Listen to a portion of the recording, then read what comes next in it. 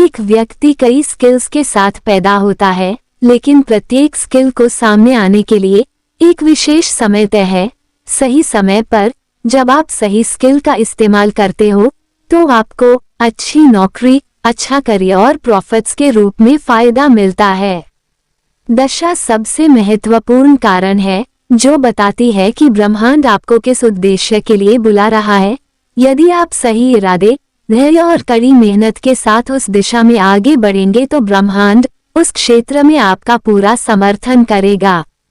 चलिए इसे एक सेलिब्रिटी चार्ट के जरिए समझते हैं। आज शाहरुख खान को कौन नहीं जानता, मशहूर हिंदी फिल्म अभिनेता हैं। जब वो राहु महादशा से गुजर रहे थे, राहु की महादशा 18 वर्ष की होती है। उनका राहु करियर और कर्म के स्थान 10वें भाव में बैठा है और 10वें घर का स्वामी शुक्रदेव पंचम भाव में बैठे हैं।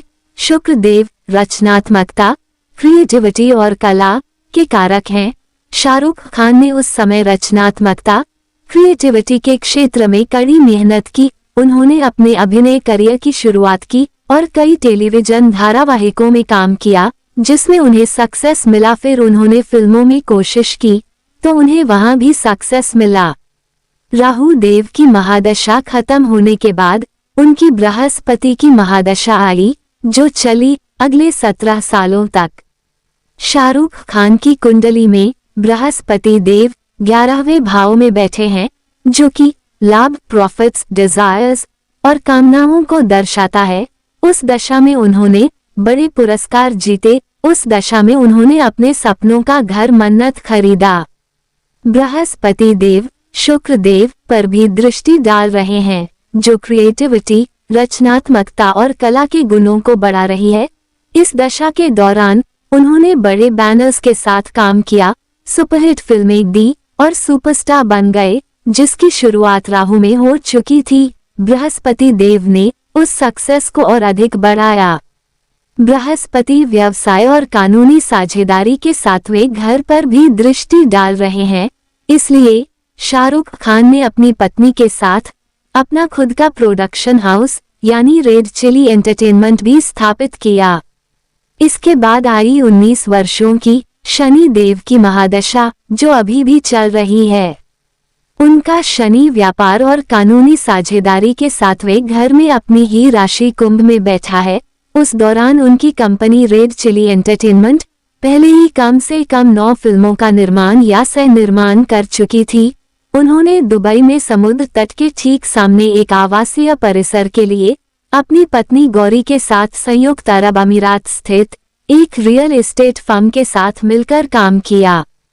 चूंकि शनि देव भी अपनी 10वीं दृष्टि से मंगल देव को देख रहे थे और मंगल देव खेल का भी प्रतिनिधित्व करते हैं, इसलिए उन्होंने इंडियन प्रीमियर लीग IPL की क्रिकेट टीम भी खरीदी। बीच में 7.5 के दौरान शाहरुख खान की फिल्में फ्लॉप हो रही थीं और 7.5 में उन्होंने अपने परिवार को लेकर भी परेशानी झेली जब उनके पुत्र को जेल जाना पड़ा। परंतु जनवरी 2023 में 7.5 के हत्ते ही उनकी पठान रिलीज हुई और शाहरुख खान ने दोबारा से सफलता के झंडे गाड़ दिए।